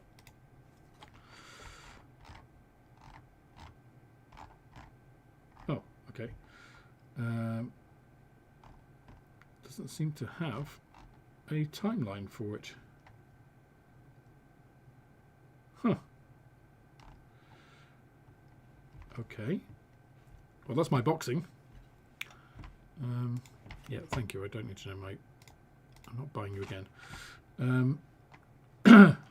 Okay, so that was a new box in 1976. It was originally a 1971 tool. So that was the original box, which to me looks like a later box. But so it was 70s, not 60s. Interesting they don't have a timeline for it. I wonder why. And then you have the Pegaso Models one, incredibly detailed. Absolute world away from the Airfix one.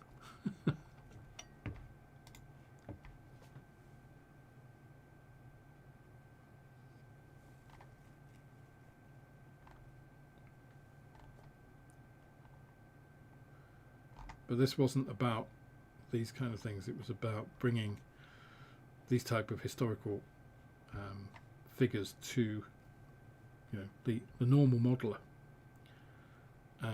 So it looks like 1976 was the last time it was actually released, which I seem to recall 1976 was an exceptionally hot summer.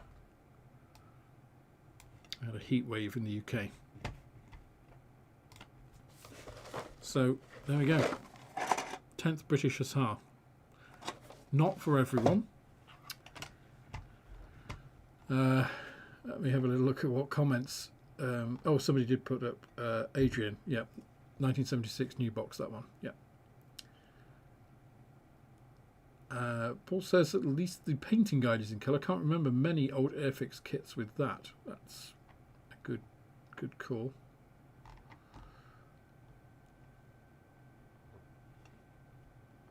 Okay.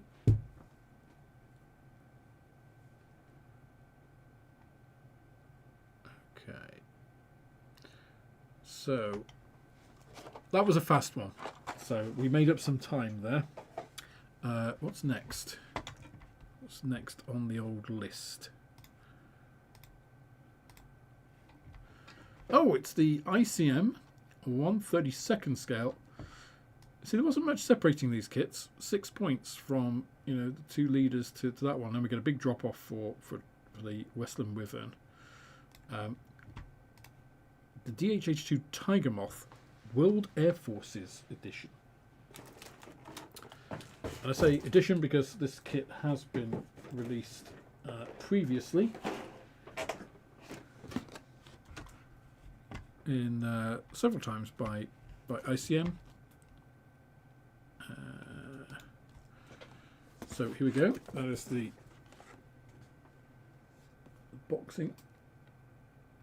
So World Air Forces being that obviously you have what's that? Swedish, Portuguese, US, French, and Spanish in terms of the marking options. So let's go over. Just move those out of the way. I do need a scalpel because I don't open these until you guys ask for them, so you can see. Obviously second-hand ones have already been opened, but otherwise you see these as I see these.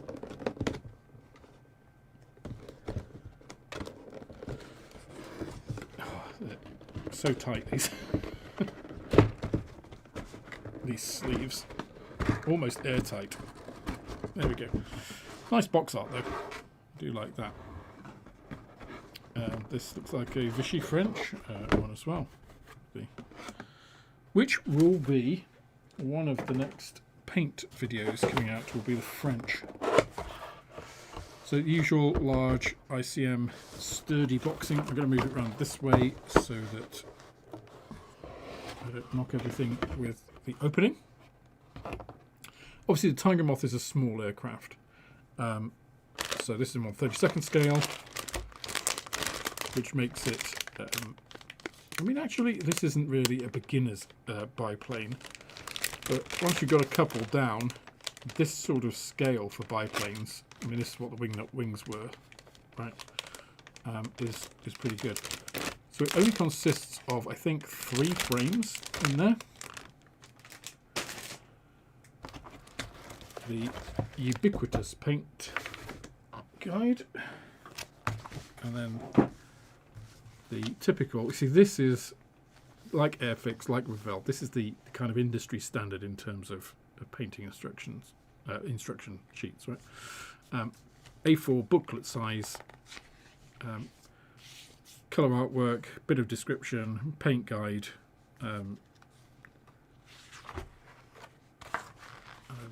This, which I think is going to be one of the standouts of this kit, and this particular boxing of it,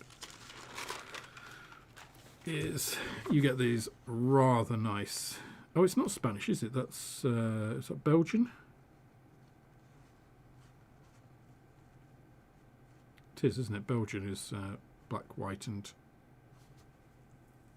yellow. Sorry, black, yellow, and red.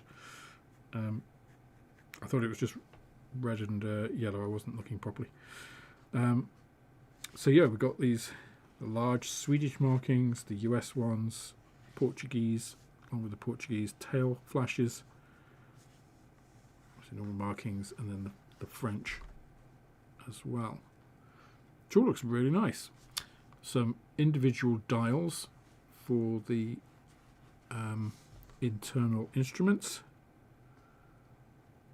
And the usual, excellent colour density, register, and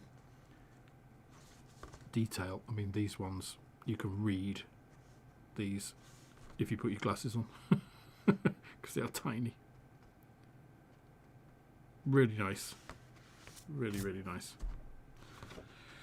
I'm not sure which one I'd want to do. So, again, resealable plastic bag.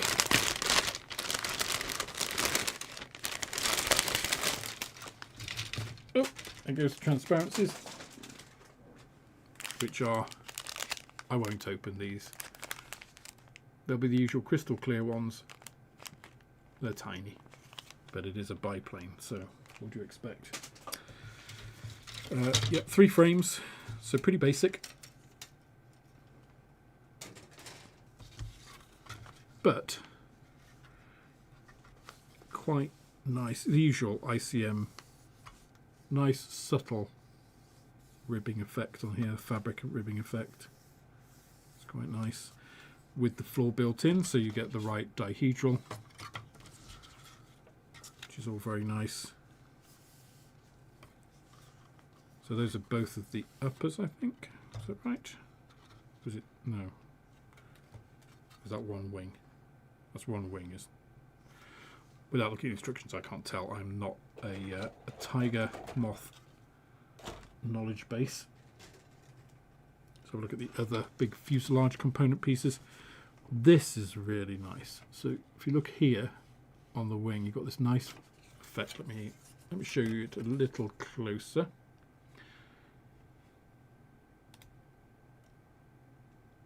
Try that focusing again. No, that didn't work. Focus. Thank you. So you can see here you've got this impression of the framing and this piece underneath. That's really well done. That's really nice. Both sides there. Look at that. It really looks like fabric over, you know, doped over a structure underneath. That's very good. And then for the main body itself,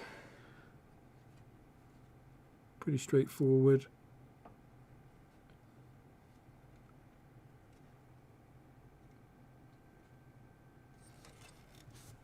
Got some basic framing inside.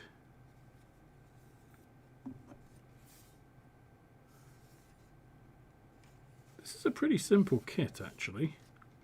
Got the engine, 2-piece for the main components there. Front landing skid. Not sure I'd be too keen on that. So you've got most of the main frame components on those 2 frames, and then as I throw the propeller, 2-bladed prop, obviously. We'll go to, let's refocus.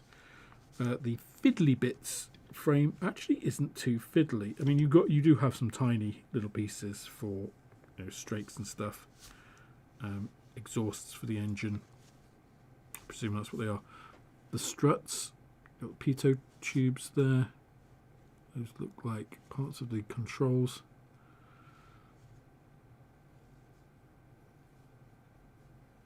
Instrument panels. 2-part wheels. And all done in ICM's standard plastic, standard sort of frame layout. You can always tell ICM with these. Also the way that these are protected.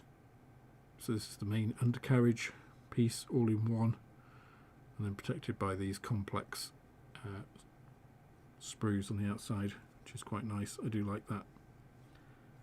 This looks like quite a natty little kit, actually. Might make this a members only video, building this up, because it looks like quite an easy little build, and I can do rigging and guide you guys how I do that kind of stuff. But that's not too bad, in terms of complexity for building it. Let's just have a look now at the instructions. put that back before I lose it. So obviously frames, as always in ICM kits, you've got the frame layouts, holes to drill before you start putting everything together, and then starting off with instruments, building up the interior. Okay, so you're kind of building up the interior, and then you're putting the wing must have the floor of the cockpit on then. So you actually build all of that up before presuming, oh, and then the engine. So all that piece.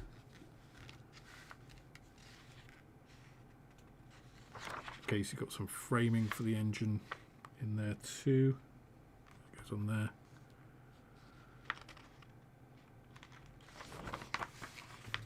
This is sort of the base bones of the Tiger Moth, and you could super detail this if you wanted. Obviously, and make quite a lot of that interior. Okay, so these are all of the controls. I wondered what these pieces were, but it's the controls, the foot controls and everything that go on the inside, the bottom wing, and then you've got your seats, and then you're putting that down on it. It's an interesting way of making things. All of the points for doing your rigging.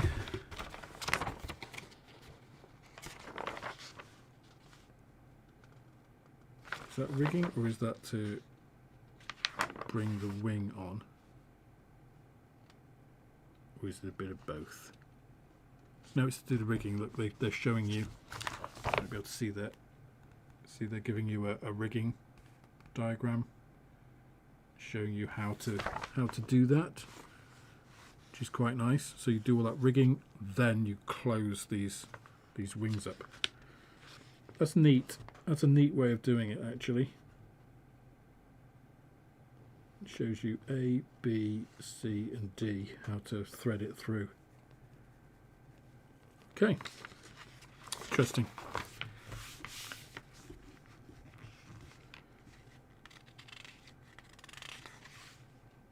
So they've also done this with crew and in various different air forces, because obviously the Tiger Moth was used a lot. Masking templates for your tiny little transparencies, and wow, wow, just an explosion of colour. Okay, so a lot of colour on there. I didn't realise the Swedish Air Force was so flamboyant with their trainers.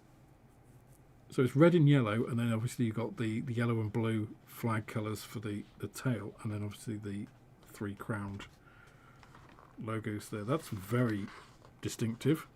Portuguese one actually looks quite tame by comparison.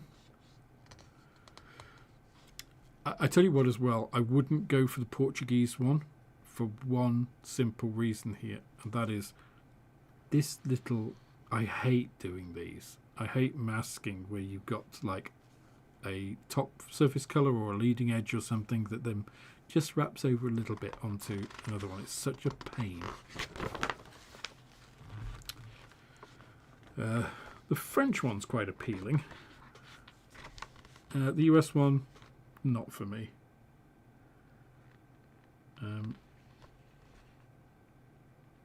But it's quite an interesting scheme for a US one. And then, yeah, Belgian Air Force, which is unfortunate. The Belgian one is probably the most boring. I really like the Belgian markings, but the rest of the aircraft is really dull. I think I would go for either the French, but that Swedish one, that's gorgeous. I think, why don't I do a members only build on this one? I think that would be good. Let me know if you think I should do one of the other ones. I'm not doing the Portuguese one before anybody says it, right?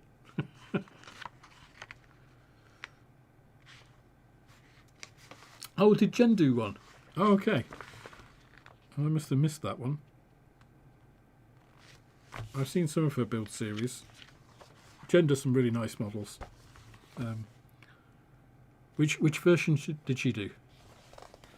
As long as it wasn't the Swedish one, I'll do that. Well, I can do it as a members build anyway, can't I? It doesn't matter whether I do the same one.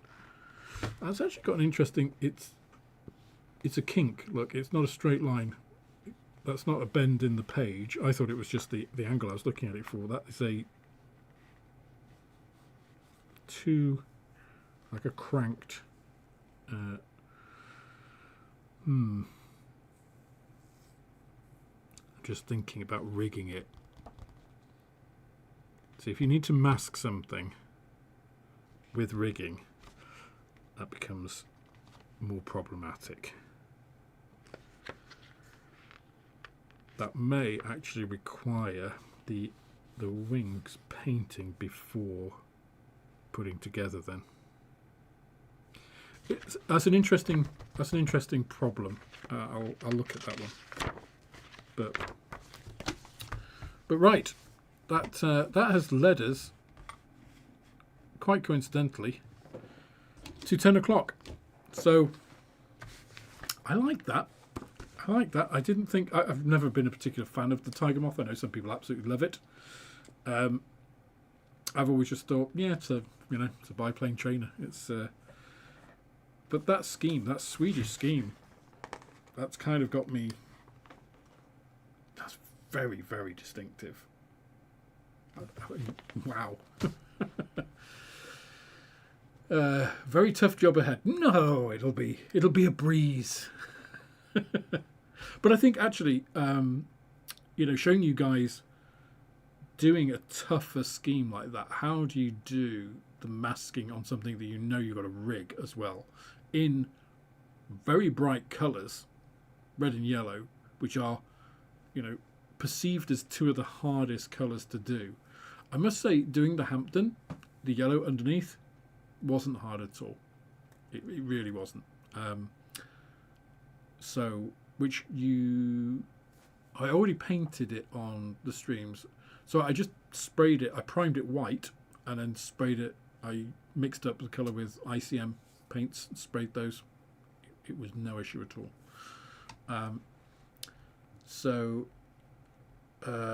Swiss version. Swiss version's okay. I think the Swedish version... I think I'm going to have to be heavily persuaded to not do the Swedish version, because I think that will give you the most... What's the Swiss version? Or did you mean the Swedish one? Okay. She did an RAF trainer. Oh, okay. So, it's not that I couldn't do it if she'd done it. It's just I don't want to feel... I've said before, the reason I don't watch other modelling streams in general is because I don't want to be seen as like copying another channel or not doing something original. And I know it's kind of a silly thing, but it's just for me rather than for anything else. But I think as a members build it would be fine anyway. But to do it a more challenging one as well, I think would be more interesting. So yeah, why not? Why not give myself more work to do? You meant Sweden. Ignorant American. Don't worry about it. I saw the Portuguese markings to start with and think, is that Swiss? It's like, no, that's Portuguese. Come on, Alex. What are you doing? Simon said, good luck with that one. Come on. Not that bad. Thunderbird 6. Some interesting comments on that one. But yeah, I mean the model itself looks like a pretty simple, straightforward build. So, and it's ICM. Plastic's really nice. It'll go together well, I'm sure. And some of that moulded detail on here is really nice. The subtlety of this piece, I would especially, this top bit, the moulding of that to look like fabric doped over a presumably metal structure underneath is really nice. So I might have to go and watch Jen's build. see if there's any little tricks that I can steal off her. But anyway, thank you guys for joining me as always. It's been a pleasure. Some interesting kits there, I think. I'm really impressed with that Takom 129.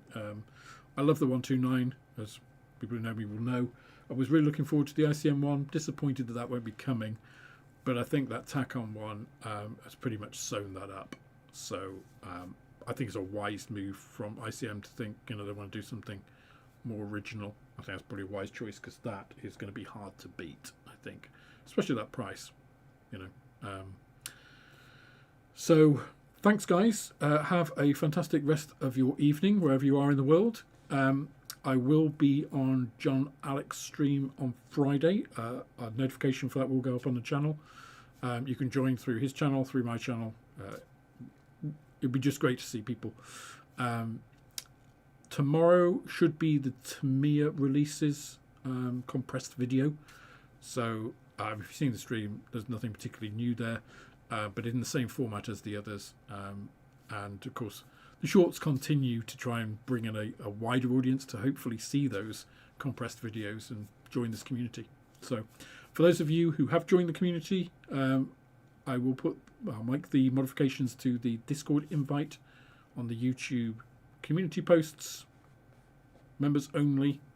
So look at that, see the Discord link, come join us in Discord, and I'll see you there.